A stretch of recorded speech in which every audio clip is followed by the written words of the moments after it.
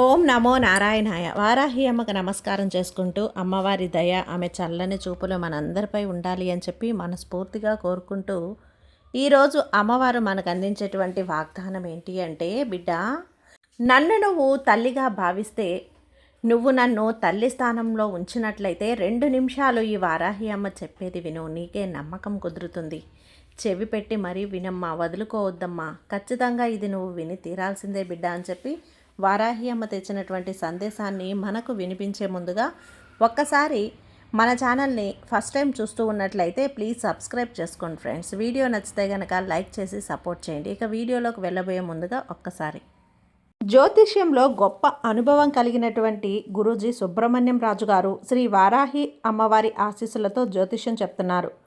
ఈ గురువుగారు చెప్పింది చెప్పినట్లుగా జరుగుతుందండి. Contact number 7075662225.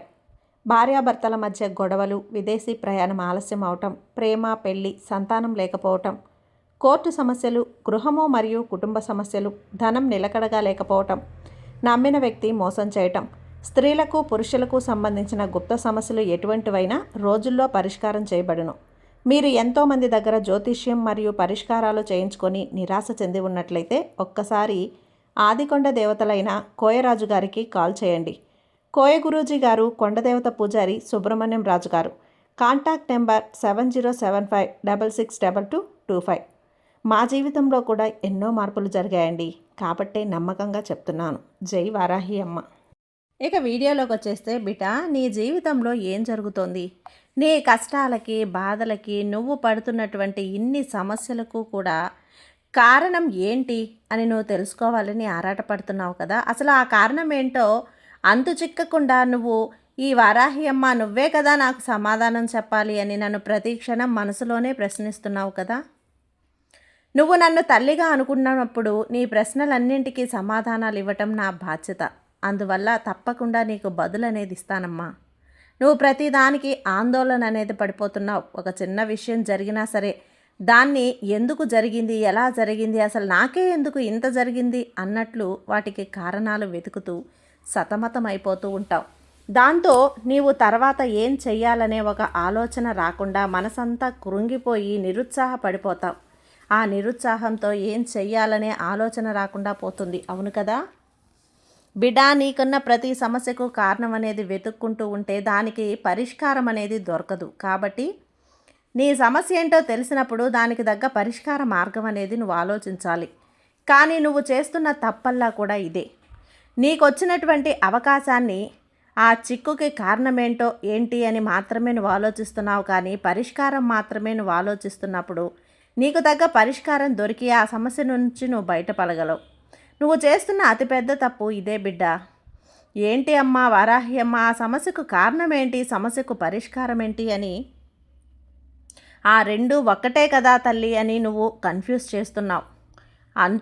అనుకుంటూ ఉన్నావేమో బిడ్డ. కారణం వేరే, పరిష్కారం వేరే. నీకు వచ్చినటువంటి సమస్యకు కారణం వెతుక్కుంటూ ఉంటే ఆ కారణాల వల్ల నీ సమస్య పరిష్కారం దొరకదు కదా. కాబట్టి నీ సమస్య ఏంటో తెలిసినప్పుడు అందుకైన పరిష్కారం మాత్రమే కదా నువ్వు వెతకాలి. ఈ ఒక్క చిన్న విషయం అనేది నువ్వు అవగాహనలో పెట్టుకొని దానివైపు నడుం బిగించు. తప్పకుండా నీకైన పరిష్కారం దొరుకుతుంది. నువ్వు ఉన్న ఆ చిక్కుల నుంచి బయటపడిపోతావు. అది ఏమైనా సరే అమ్మా. ఇక కొన్ని సమయాలలో నీ వల్ల కాదు అన్న సమయాలలో మాత్రం తప్పకుండా నీ వారాహి అమ్మ మీద భారం పెట్టేయి.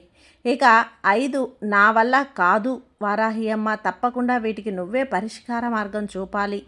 నువ్వు ఆదుకునే దైవం, నన్ను ఆదుకునే దైవం నువ్వే కదా అని నన్ను ప్రార్థించినప్పుడు నిన్ను నేను కాపాడకుండా ఎలా ఉంటాను చెప్పమ్మా. నీ బాధ నుంచి బయటపడేయకుండా ఎలా ఉంటాను. కాబట్టి నువ్వు చిక్కుల్లో ఇరుక్కుపోయినా, నీ వల్ల కాదు అని నువ్వు అనుకున్నప్పుడైనా భయపడద్దు. నా అమ్మ వారాహి అమ్మ ఉన్నారు అని చెప్పి ధైర్యంగా ఉండు. అంతేకాదు, ఇతరుల మీదే ఆధారపడినా కూడా ఆ పని అనేది ఎప్పుడు కూడా జరగదు. నువ్వు చెయ్యగలవు అన్నప్పుడు మాత్రమే ఏ పనిలో అయినా సరే దిగాలి.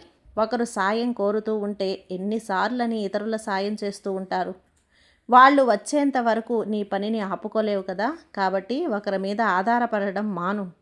ఆ రోజు నుంచి నువ్వు చేయగలిగిన పనిని మాత్రమే ఎంచుకో.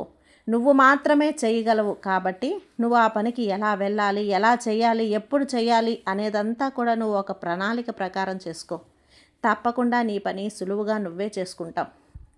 బిడ్డ, నువ్వు ఇప్పుడు పడుతున్న కష్టాలన్నింటికీ నీ కర్మలు, దోషాలు ఇవి కూడా ఒక కారణమనే ఉండొచ్చు. కాబట్టి నువ్వు ఎప్పుడైనా సరే ఇతరులకు సహాయం చేస్తూ, ఇతరులు అనేది కొంచెం మంచి అనేది ఇతరులకు నువ్వు చేసినప్పుడు అది తప్పకుండా నీకు రక్షణ కల్పిస్తుంది. నేను ఆపద సమయంలో నువ్వు చేసిన సాయం, నువ్వు చేసిన మంచి మాత్రమే నేను కాపాడుతుంది అని గుర్తుంచుకో. ఎందువల్ల అంటే అది నేను ఇప్పుడు చేశాను, అప్పుడు చేశాను అని కాదు. ఎప్పుడైనా సరే నువ్వు చేసిన మంచి తప్పకుండా నిన్ను కాపాడడానికి ఒక రక్షణ కవచం అవుతుందమ్మా. అంతే కదా.